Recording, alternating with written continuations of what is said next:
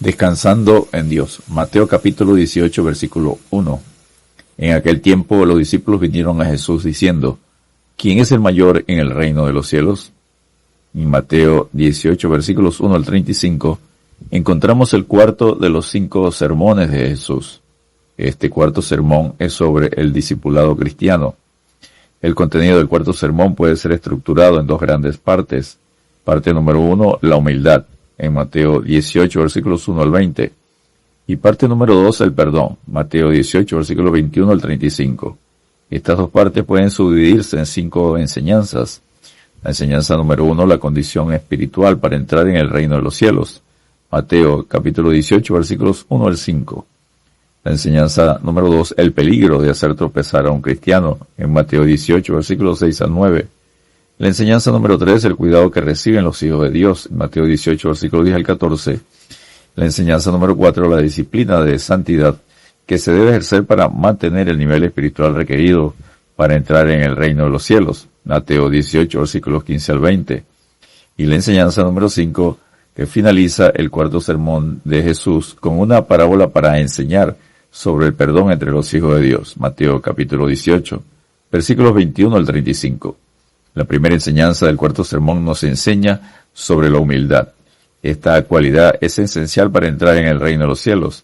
Jesús ya lo había enseñado en su primer sermón, colocándola como base fundamental para el resto de las bienaventuranzas. Bienaventurados los pobres en espíritu, porque de ellos es el reino de los cielos. Mateo capítulo 5, versículo 3. ¿Quién es el mayor en el reino de los cielos? Mateo 18, versículo 1. Mateo inicia diciendo, en aquel tiempo los discípulos vinieron a Jesús. No da detalles de la ubicación por ser cristológico y no cronológico.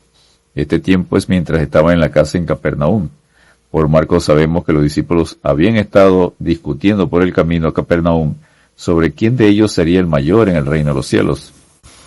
Jesús, en su omnisciencia, los confrontó al llegar a Capernaum, y cuando estuvo en casa les preguntó, ¿qué disputabais entre vosotros en el camino? Mas ellos callaron, porque en el camino habían disputado entre sí quién había de ser el mayor. Marcos capítulo 9, versículos 33 y 34.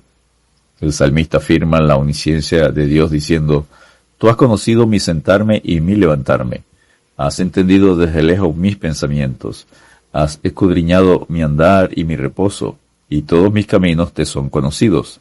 Pues aún no está la palabra en mi lengua. He aquí, oh Jehová, tú la sabes toda. Salmo 139, versos 2 al 4. Por lo cual no podemos engañar a Dios porque Él conoce nuestros pensamientos y nuestro corazón. La omnisciencia de Dios nos recuerda que debemos acercarnos a Él con verdadera, genuina humildad y transparencia, porque los sacrificios de Dios son el espíritu quebrantado. Al corazón contrito y humillado no despreciarás tú, oh Dios. Salmo 51, verso 17.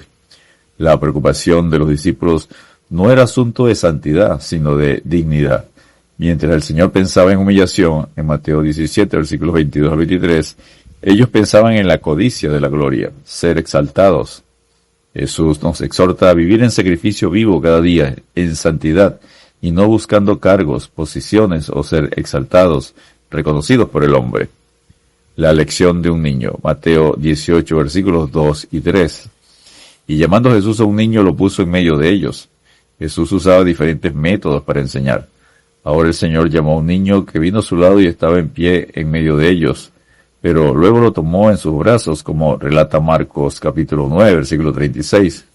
Allí estaban todos mirando a Jesús y al niño, alguien pequeño para que los grandes aprendiesen de él. Jesús les dijo, de cierto os digo, que si no os volvéis y os hacéis como niños, no entraréis en el reino de los cielos.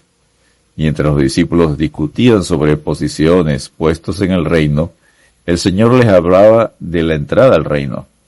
Los discípulos codiciaban puestos en el reino, pero primero tenían que accesar al reino. Los niños tienen 2 aspectos positivos. Son conscientes de su pequeñez, buen ejemplo de humildad. En segundo lugar, dependen de los mayores, lo que es una buena ilustración de la fe. El Señor exige que, para tener seguridad de entrar al reino, se vuelvan de su soberbia y gloria personal a la humildad de un niño. Para entrar en el reino de los cielos, queda excluida toda acción humana. porque por gracia sois salvos, por medio de la fe, y esto no de vosotros, pues es don de Dios, no por obras, para que nadie se gloríe. Efesios capítulo 2, versículos 8 y 9. Los discípulos buscaban la grandeza en el reino. Jesús lo confronta con la humildad necesaria para entrar en el reino. Dios advierte: pero miraré a aquel que es pobre y humilde de espíritu, y que tiembla a mi palabra. Isaías 66, versículo 2.